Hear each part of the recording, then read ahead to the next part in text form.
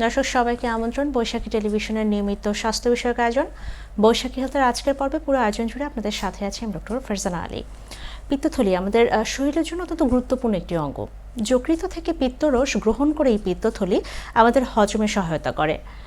অনেক সময় দেখা যায় আমাদের পেটে ঠিক ডান পাশে ব্যথা করে, বমি বমি ভাব হয় অথবা বদহজমের সমস্যা হয়, যেটাকে আমরা সাধারণ সমস্যা বলে মনে করি। কিন্তু এই সমস্যাগুলোর পেছনে আমাদের খাদ্যাভ্যাস, জীবনযাপনের কারণে পিত্তথলিরও নানা সমস্যা হতে পারে।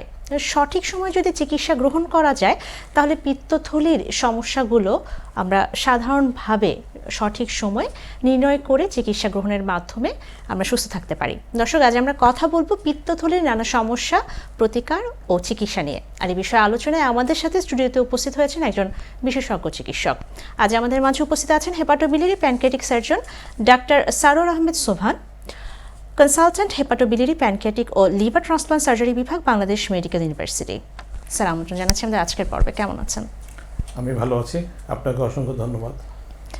শুরুতে একটু জানতে চাই, পিত্তথলির বিভিন্ন সমস্যার কথা দেখা যায় যে এখন আমাদের খাদ্যাভ্যাস বা স্থূলতার কারণে পিত্তথলির বিভিন্ন সমস্যা কিন্তু বেড়েছে।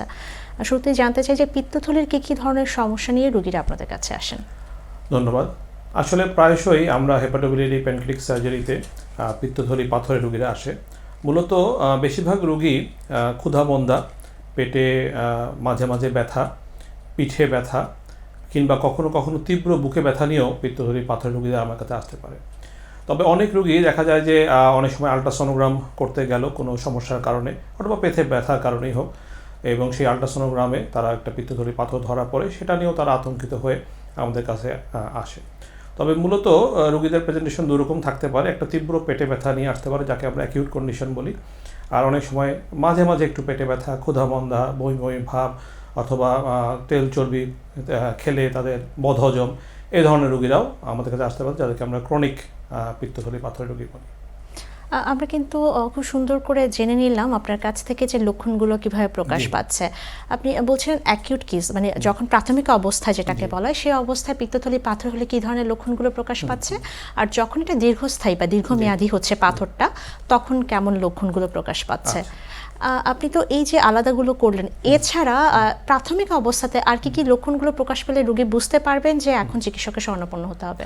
আচ্ছা, শুরুতেই বেশিরভাগ রোগীরা মনে করে যে আমার বদহজমের সমস্যা, আমি হয়তো আমাদের দেশে কমনলি যেটাকে বলি গ্যাস্ট্রিক আলসার বা পিউরি বা গ্যাসের সমস্যা হচ্ছে। তো বেশিরভাগ রোগীরাই মূলত তার এই সমস্যাগুলোকে পিউডি অথবা গ্যাস্ট্রিক সমস্যা মনে করে এবং স্থানীয় ডাক্তারের কাছে যায় অথবা নিজেরাই অনেক সময় ফার্মেসি থেকে অ্যাভেলেবেল ওষুধ খাওয়া দাওয়া করে এবং ইনিশিয়ালি তার উপকারও পায়। তবে যখন এটা দীর্ঘস্থায়ী রূপ নেয়, 6 মাস বা 1 বছর ধরে আস্তে আস্তে বাড়ছে এবং গ্যাসের ওষুধে আর ভালো হচ্ছে না এবং কিছু কিছু ক্ষেত্রে বমি হচ্ছে, পেটে ব্যথা দিচ্ছে, মাঝে মাঝে জ্বরও হয়, তখন তারা আসলে হসপিটালাইজেশন হয় বা ডাক্তারের কাছে শরণাপন্ন হয়। তখন প্রাথমিকভাবে আমরা পরীক্ষা নিরীক্ষা করে দেখলে দেখা যায় যে তার আসলে এটি গ্যাস্ট্রিকের সমস্যা না, পিত্তথলিতে পাথরের সমস্যা। এই ধরনের রোগীরাই মূলত ক্রনিক ডিজিজ নিয়ে আসে। আরেকটা কন্ডিশনে আসতে পারে, সেটা হলো রোগী আগে থেকে হয়তো জানতো না তার পিত্তথলি পাথর আছে, তীব্র পেটে ব্যথা অথবা বুকে ব্যথা অথবা পেটের সাথে পিঠে ব্যথা, এটা নিয়েও রোগীরা সরাসরি হসপিটালে চলে আসে, যাকে আমরা অ্যাকিউট কন্ডিশন বললাম, যে পাথরের কমপ্লিকেশন নিয়ে সরাসরি আমাদের কাছে ব্যথা নিয়ে আসতে পারে। এছাড়াও অনেক সময় জন্ডিস নিয়েও পিত্তথলি পাথরের রোগী আমাদের কাছে হসপিটালে আসতে পারে। রোগ নির্ণয়ের জন্য কি ধরনের পরীক্ষা নিরীক্ষা প্রয়োজন পড়ছে? আচ্ছা, আমরা মূলত এই ধরনের রোগী পেলে প্রথমে একটা আল্ট্রাসোনোগ্রাম হোল অ্যাবডোমেন দিই। বেশিরভাগ ক্ষেত্রেই আল্ট্রাসোনোগ্রাম হোল অ্যাবডোমেন করলে 90-95% পেশেন্টেরই পিত্তথলির পাথর থাকলে তা ধরা পড়ে যায়। এর পাশাপাশি আমরা কিছু ব্লাড টেস্ট দিই, যেমন সিবিসি, আরবিএস, ক্রিয়েটিনিন এবং লিভার ফাংশন টেস্ট। তবে লিভার ফাংশন টেস্ট সব ক্ষেত্রে করাটা এই জন্য জরুরি যে পিত্তথলির পাথর থেকে তার কি কোনো জন্ডিসের উপসর্গ হলো কি না বা লিভারে কোনো অ্যাটাক হলো কি না, এর পাশাপাশি তার লিভার ফাংশন টেস্ট নর্মাল আছে কিনা, এটা আমাদের জানাটা খুব জরুরি হয়ে থাকে। আমরা কিন্তু জানলাম যে পরীক্ষা নিরীক্ষারও কি ধরনের পরীক্ষা নিরীক্ষাগুলো রোগ নির্ণয়ের প্রয়োজন পড়ছে। অনেক সময় কিন্তু দেখা যায় যে রোগী অন্য কোনো সমস্যায় ভুগছেন, তখন পরীক্ষা করতে যে ধরা পড়ে পিত্তথলিতে পাথর, জি। অনেক সময় আতঙ্কিত হয়ে পড়ে যে আমি আসলে কি চিকিৎসা নিব, এখনই হয়তো বা আমার অপারেশন করতে হতে পারে। বিভিন্ন রকমের কিন্তু মতভেদ আছে। পিত্তথলির পাথর যখন হয় তখন কি সবসময় অপারেশনের প্রয়োজন পড়ছে, নাকি চিকিৎসার ধরনটা ডিফারেন্ট থাকে? না, আপনি একটা খুব চমৎকার প্রশ্ন করেছেন। এটাকে আমরা ইনসিডেন্টাল ফাইন্ডিং বলি। হয়তো রোগী তার রুটিন চেক আপ করতে গেল, অথবা মহিলা রোগীরা কোনো কারণে গাইনোকোলজিক্যাল কোনো প্রবলেমের কারণে, অথবা প্রেগনেন্সিতে তার রেগুলার চেক আপের অংশ হিসেবে হোল অ্যাবডোমেন আল্ট্রাসোনোগ্রাম করলো, দেখা গেল যে তার কোনো উপসর্গ নেই কিন্তু পিত্তথলিতে পাথর আছে। তো পরবর্তীতে তারা ওই রিপোর্টটা নিয়ে আমাদের কাছে আসেন যে আমরা আসলে কী করব। তো ইনিশিয়ালি একটা ধারণা ছিল আমাদের মধ্যে আগে যে পিত্তথলি পাথর যদি সিমটম না থাকে তাহলে হয়তো ফলো আপ করলেই চলবে। তবে ইদানিং যেটা আমাদের এখনকার ট্রেন্ড বা এখনকার বইপত্রে এসছে যে পিত্তথলির পাথর যদি ফলো আপ করা যেতে পারে অ্যাসিমটোমেটিক কন্ডিশনে 6 মাস, 1 বছর বা 2 বছর, তবে লং টার্ম পিত্তথলির পাথর না রেখে দেওয়াটাই ভালো। এর দুটো কারণ, একটা হলো যে যদি তার অ্যাসোসিয়েটেড আদার ডিজিজ থাকে, যেমন ডায়াবেটিস, মেলাইটাস বা অন্য ধরনের কোনো প্রবলেম, তাহলে কখনো না কখনো ওই পিত্তথলির পাথর থেকে আরও মারাত্মক ধরনের কমপ্লিকেশন হতে পারে, পুজ হতে পারে, অথবা অ্যাকিউট কন্ডিশন নিয়ে আসতে পারে। এছাড়াও ছোট ছোট পিত্তথলির পাথর অনেক সময় কোনো রকম উপসর্গ তৈরির আগেই পিত্তনালীতে চলে যেতে পারে এবং তখন তীব্র ব্যথা, জ্বর, বমি, জন্ডিস নিয়ে আসতে পারে। সেক্ষেত্রে দেখা যায় যে তার ট্রিটমেন্ট আরও কমপ্লিকেটেড হয়ে যায় এবং তখন তার চিকিৎসাটা অনেক দীর্ঘমেয়াদী হয়ে যায়। আর সর্বশেষে যেটা আমরা বলতে চাই যে দীর্ঘ সময় পিত্তথলির পাথর থাকলে পিত্তথলি ক্যান্সারের রূপ নেওয়ার একটা প্রবণতা দেখা যায়, যদিও তার মেডিকেল এভিডেন্স কম, 15 থেকে 20 বছর সময়ের পরে যে হতে পারে। তবে অনেকেই দেখা যায় যে অনেক লম্বা সময় ধরে আগে জানতেন তার পাথর আছে, বা চিকিৎসা না করার কারণে বা যে কারণেই হোক দীর্ঘ সময় পরে সরাসরি পিত্তথলির টিউমার নিয়ে উপস্থিত হয়। এই জন্য আমরা মূলত বলে থাকি যে পিত্তথলির পাথর অ্যাসিমটোমেটিক হলেও এটা রেগুলার ফলো আপ করে চিকিৎসা করে নেওয়াটা ভালো। যে খুব সুন্দর করে কিন্তু আপনি বললেন যে পিত্তথলির পাথর হলে কিভাবে চিকিৎসা দিচ্ছেন আপনারা।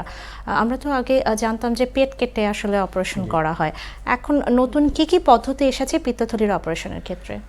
আসলে এখন world wide gold standard laparoscopic cholecystectomy বা পেট না কেটে ছিদ্র করে ফুটা করে, অনেকে আমাদের দেশে চালু আছে যে লেজার বা কম্পিউটার বলে, যদিও এটাকে ল্যাপারোস্কোপিক কোলিসিস্টেকটমি বলি আমরা, এটা করে করা হয়। এটাই এখন ওয়ার্ল্ডে গোল্ড স্ট্যান্ডার্ড। ম্যাক্সিমাম জায়গাতেই আসলে পেট কাটার প্রয়োজন হয় না। যেখানে হয়তো ফ্যাসিলিটি নেই কিংবা অ্যাসোসিয়েটেড আদার ডিজিজ থাকতে পারে বা অন্য কোনো টিউমার অপারেশন হতে পারে, সেক্ষেত্রে হয়তো আমরা এখনও ওপেন সার্জারিতে যাই। তবে শুধু পিত্তথলি পাথরের ক্ষেত্রে ম্যাক্সিমামই আমাদের দেশে এবং ওয়ার্ল্ডে ল্যাপারোস্কোপিক কোলিসিস্টেকটমি করা হয়। সুযোগ সুবিধাটা কি ল্যাপারোস্কোপিকে যখন করা হচ্ছে অপারেশনটা? আচ্ছা, আসলে ল্যাপারোস্কোপিক এটাই জনপ্রিয় হওয়ার মূল কারণ হলো যে এটা পেট না কেটে ছিদ্র করে করা হচ্ছে, তাতে রোগী দ্রুত সুস্থ হয়। একটা পেশেন্টকে যখন আমরা ওপেন সার্জারিতে যাই তার 3 থেকে 5 দিন হসপিটালে থাকতে হয় এবং এটাতে যদি ঘা হয় বা ইনফেকশন হয় তাহলে আরও লম্বা সময় তাকে হসপিটালে থাকতে হবে এবং এটা চিকিৎসা করে বাসায় যেতে যেতে এবং তার কর্মক্ষেত্রে ফিরতে প্রায় 1 মাসের ঊর্ধ্বে সময় লেগে যায়। কিন্তু ল্যাপারোস্কোপিকে যেটা সুবিধা যে রোগী পরের দিন থেকেই মুখে খাওয়া দাওয়া করতে পারতেছে, হাঁটাচলা করতে পারে। আমরা হসপিটালে বলি যেটা ডেকেজ সার্জারির মতো, 24 ঘন্টার মধ্যেই বাসায় চলে যায়। 3 থেকে 4 দিনের মধ্যেই সে তার স্বাভাবিক লাইফস্টাইলে ফিরতে পারে এবং খুবই আর্লি, অলমোস্ট 7 to 10 ডেজের মধ্যে স্টিচ অফ করে সে তার কর্মস্থলেও যোগ দিতে পারে, যার কারণে তার অর্থনৈতিকভাবে যে ক্ষতিগ্রস্ত হওয়ার পরিমাণ সেটাও যেমন কমে আসে, আর তার সাথে যে লোকজন থাকে বা এই বার্ডেনটা যে একটা হসপিটালাইজেশন থাকার যে বার্ডেন, এটা আসলে অনেক কমে যায়। ধন্যবাদ। আমরা একদমই সর্বশেষ মুহূর্তে চলে এসেছি। যখন আমরা যে কোনো রোগ থেকে মুক্তির চেষ্টা করি, এই পিত্তথলি পাথর থেকে প্রতিরোধ বা প্রতিকারে আমরা কি ধরনের পদক্ষেপ গ্রহণ করতে পারি? আচ্ছা, মূলত আসলে পাথরকে প্রিভেন্ট করার জন্য তেমন কোনো ওষুধ এখনও আবিষ্কার হয়নি।